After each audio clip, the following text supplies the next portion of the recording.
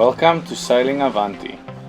We are Gerard and Jacqueline, sailing our 41-foot monohull Avanti around the world from Cape Town, South Africa.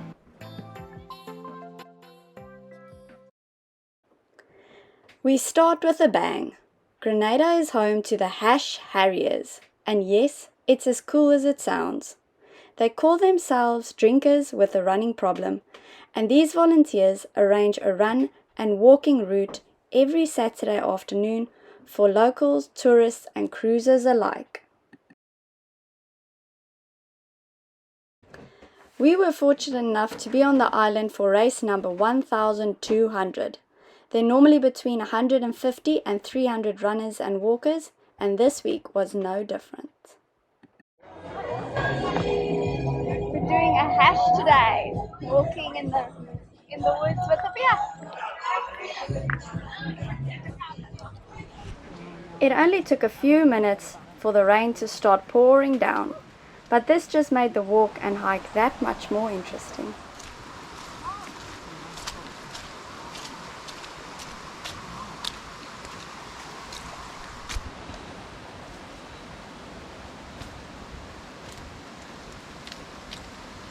Oh no.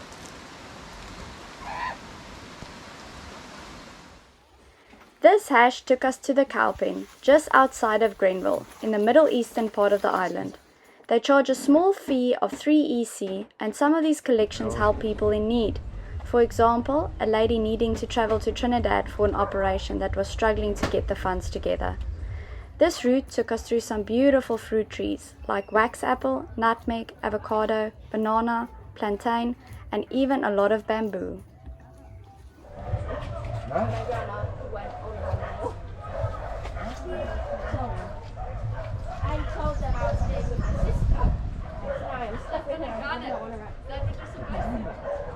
Go for it.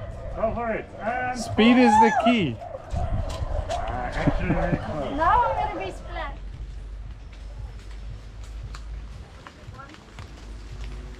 It's raining. Yeah. I think it's the wind. It's just the wind. More rain. At the finish line is where the fun really starts. You'll find cheap beer and food, and with a local DJ playing while you wash off in the river.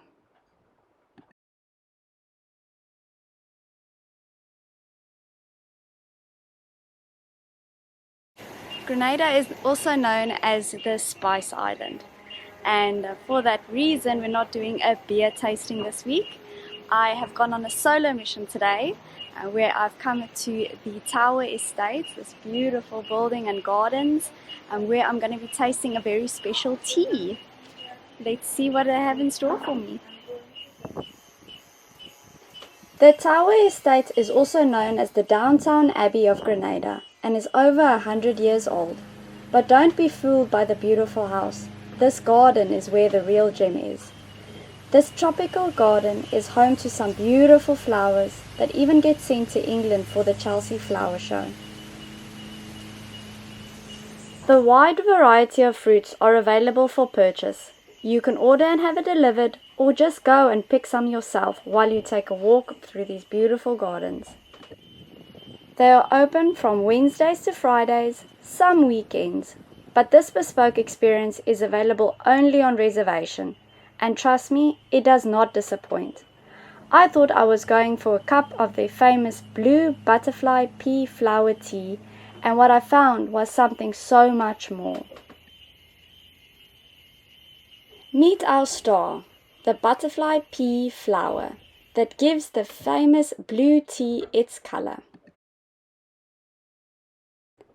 This flower has been used in Southeastern Asia for ages to help with anxiety and is even being used in diabetic research. The flower is also used in food and clothing dye. But that's not all. This unicorn flower, or as they call it, mood ring flower, will change the color of the water depending on the pH level. If it's used in warm water, it turns the tea bright blue, but if you add some lemon, it'll change to purple.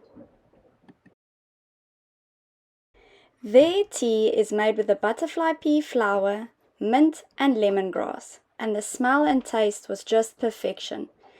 Even though the flower taste is subtle, it does add complexity and body. No need for sugar or milk. They've actually experimented with adding rooibos to the flower tea mix, but it makes it more bitter, but nothing that a little honey can't fix. The most popular experience is the royal tea that is served in delicate eggshell cups with white-gloved servers bringing mimosas and an assortment of petit fours and tea sandwiches, and even includes a garden tour, the part that I love the most. Inside the main house is another world of small gems. This family has been here since the early 1700s and have maps from 1711 showing depth readings from the Port Louis area. The family even have some interesting connections to the West Indian Regiment that fought in the First World War. This was the best experience I had in the 3 weeks we spent on the island.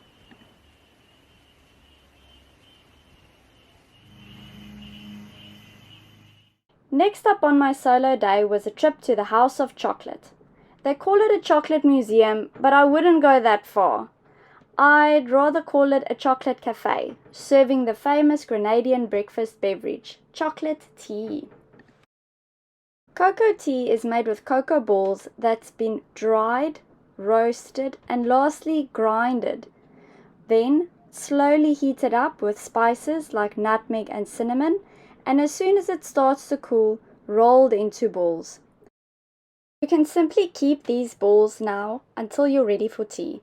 Some drink it in just hot water and others drop the ball in some hot milk. It might look like hot chocolate, but the flavors are really bold and delicious. This cafe has a hot or a cold option to try. The hot one on my side needed a bit of sugar, but the cold one had loads and was very sweet. After some careful consideration, I preferred the cold one, but enjoyed the blue tea experience a lot more. And did I forget to mention that the Tower Estate also offers a cocoa tea experience? I think by now you'll guess I was super impressed by them.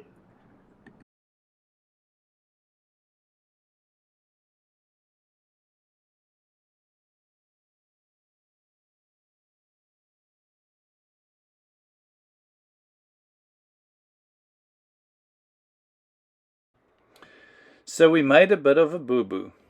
In trying to get to the Seven Sister waterfalls in the cheapest way possible, we took the local buses from close to Prickly Bay all the way to St. George and eventually to the start of the Seven Sisters hiking trail.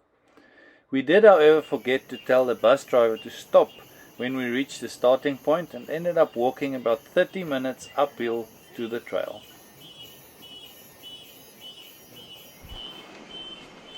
The cheapest way to get there is by public bus. Take the number 6 bus for 5 EC per person from the St. George's bus station. Just remember to tell the driver to stop at the start of the trail, as this is not a normal stop. Also, don't try this on a Sunday, as very little number 6 buses operate. We met the Swiss couple Florina and Ramon in Carriacou and again in Grenada, which joined us for this hike.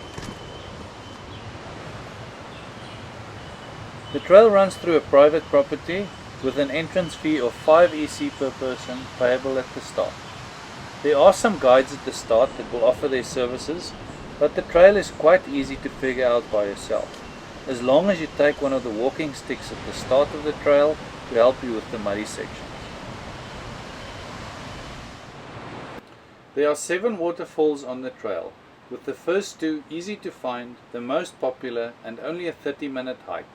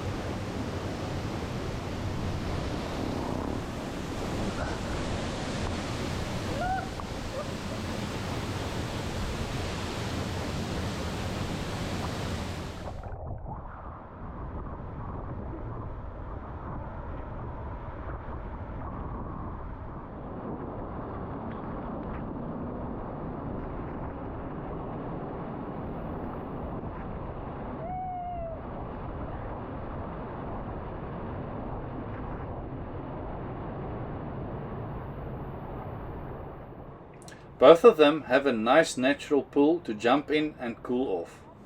This was really a highlight, to swim in refreshingly cool fresh water, and everybody really loved it. Jacqueline decided to climb to the top of the second waterfall to see if she could spot the third one.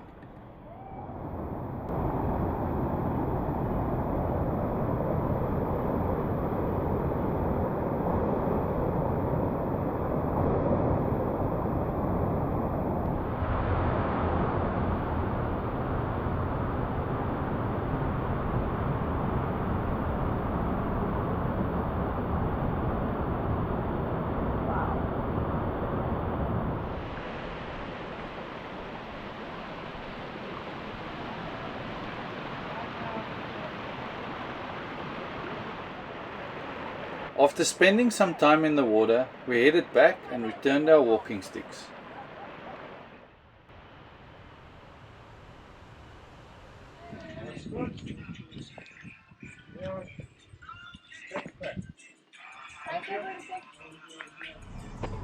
We then walked up the road to the Grand Etang Lake. We saved the 5 EC entrance fee with the guy at the gate taking a nap, and we didn't even know that we had to pay when we went past there.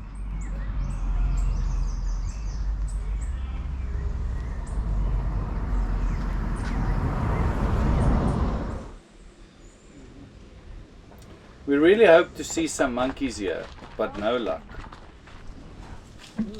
Be We've been careful. to a what is the garden called?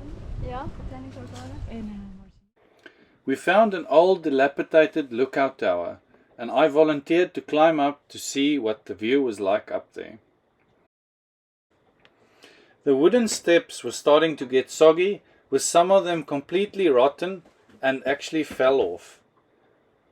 The roof of the structure lied on the ground next to it and was probably blown off in the previous tropical cyclone that Grenada had a few years ago.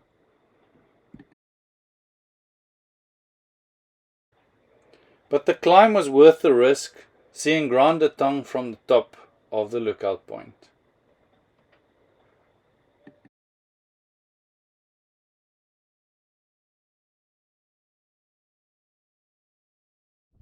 Very dodgy. And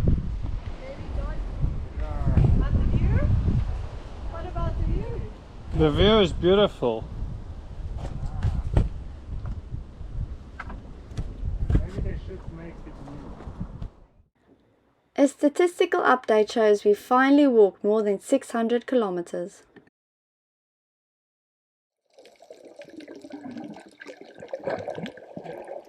Thank you for joining us this week in the mountains of Grenada.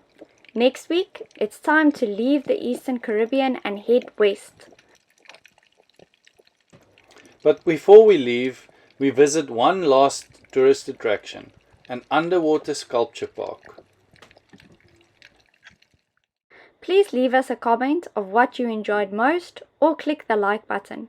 We want to say a special thank you for our Patreons, and should you want to join the group, you will see a link in the description below on how to join.